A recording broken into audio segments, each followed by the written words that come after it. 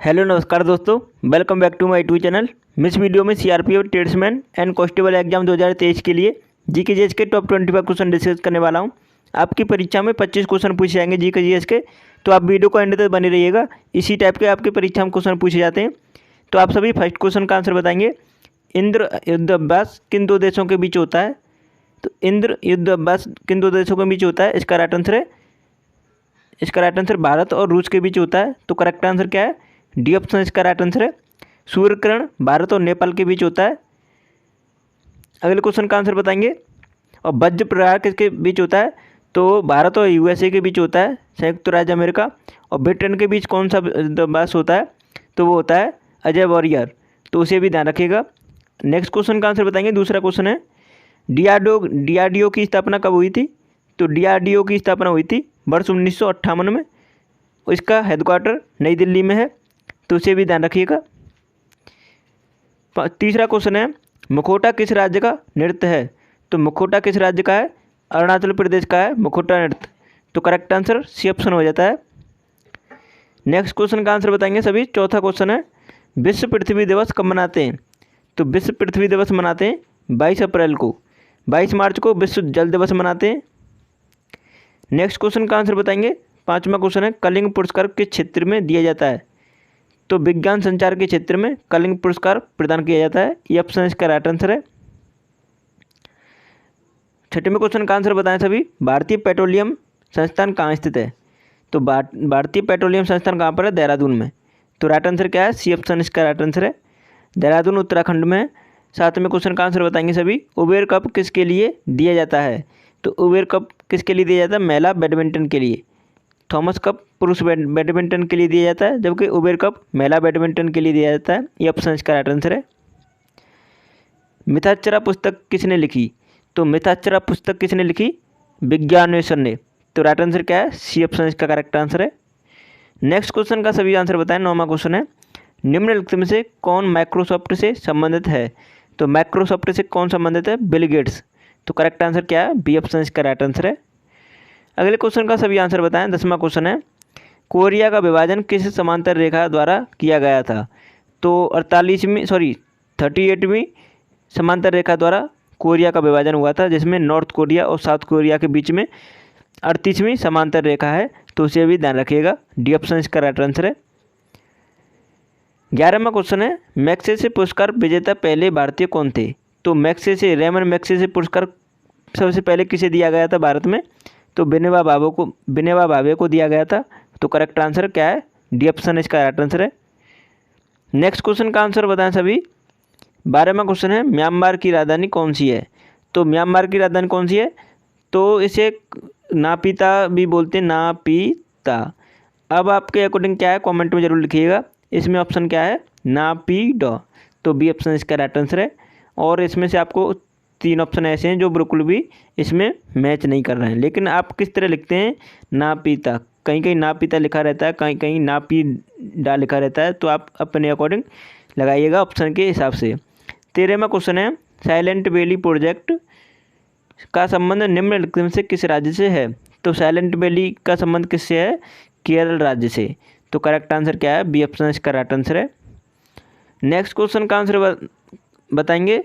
भारत का कौन सा राज्य स्नेक बोट रेस के लिए प्रसिद्ध है? तो स्नेक बोट रेस किस राज्य से संबंधित है? ये भी केरल राज्य से संबंधित है। तो इसे ध्यान रखिएगा। डी ऑप्शन इसका करेक्ट आंसर हो जाता है। 15वें क्वेश्चन का आंसर बताएं। प्रोफेसर अमृत सेन डैश क्षेत्र से प्रसिद्ध हैं? तो प्रोफेसर अमृत सेन का संबंध किस क्षेत्र से है? तो इनका संबंध है अर्थशास्त्र से। इन्हें नोबेल पुरस्कार कब मिला था? 1998 में। तो उसे भी ध्यान रखिएगा, ये पूछा जाता है क्वेश्चन। नेक्स्ट क्वेश्चन का आंसर बस अभी बताएंगे।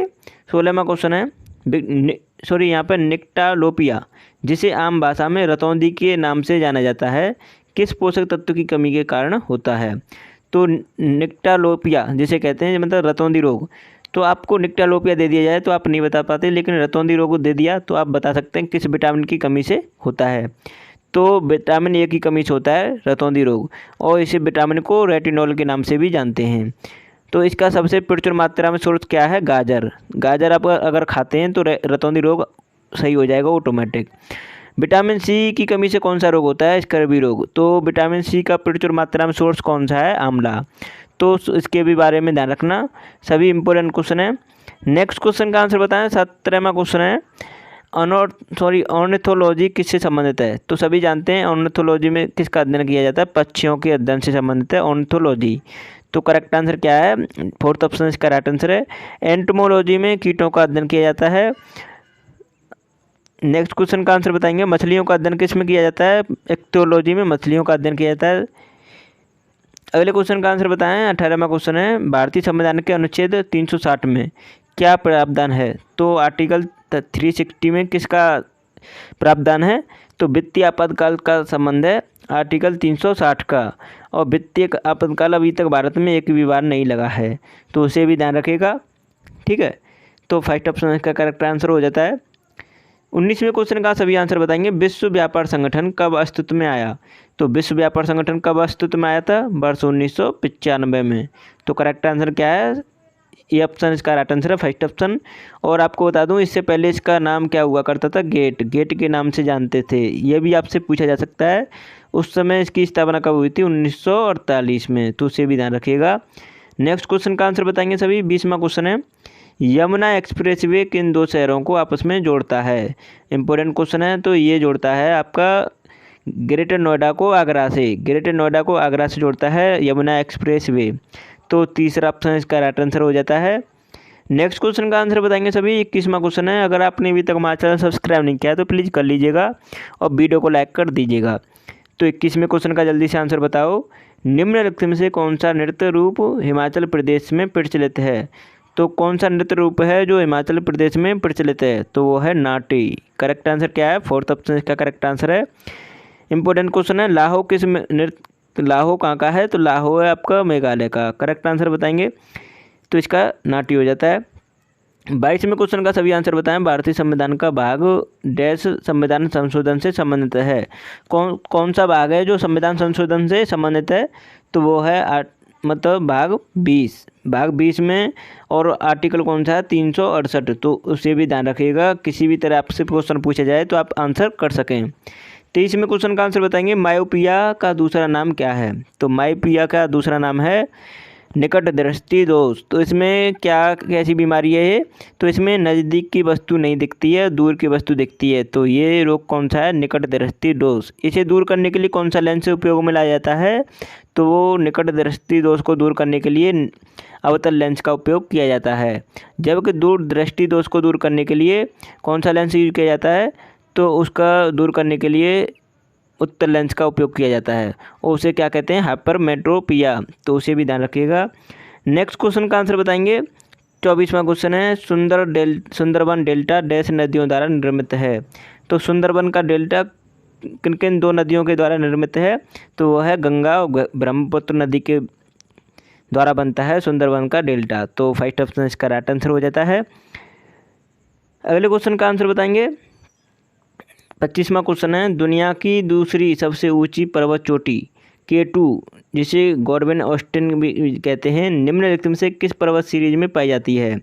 तो किस पर्वत सीरीज में पाई जाती है? काराकोरम सीरीज में। तो राइट आंसर क्या है? सेकंड ऑप्शन इसका करेक्ट आंसर है। इंपॉर्टेंट क्वेश्चन है। तो इसे गॉडविन ऑस्टिन के नाम से भी जानते हैं K2 को।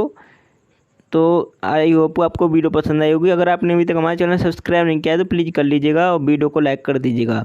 मैंने आपको 100+ वीडियो एक ही प्लेलिस्ट में ऐड कर दी हैं, तो आप वहां से आसानी से देख सकते हैं। अब आपको ज़्यादा खोजने की भी ज़रूरत नहीं पड़ेगी। और 1 बाय 1 एग्ज़ाम से पहले अपनी तैयारी को बूस्ट कीजिए और तैयारी को अच्छे से कीजिए, ठीक है। तो क्योंकि अगर आप सिलेक्शन चाहते हैं तो ज़्यादा से ज़्यादा क्वेश्चन प्रैक्टिस कीजिएगा, तभी आपका सिलेक्शन होगा। मैं आपको यही बताऊँगा। तो चलिए वीडियो को यहीं समाप्त करते हैं। Thanks for watching my video.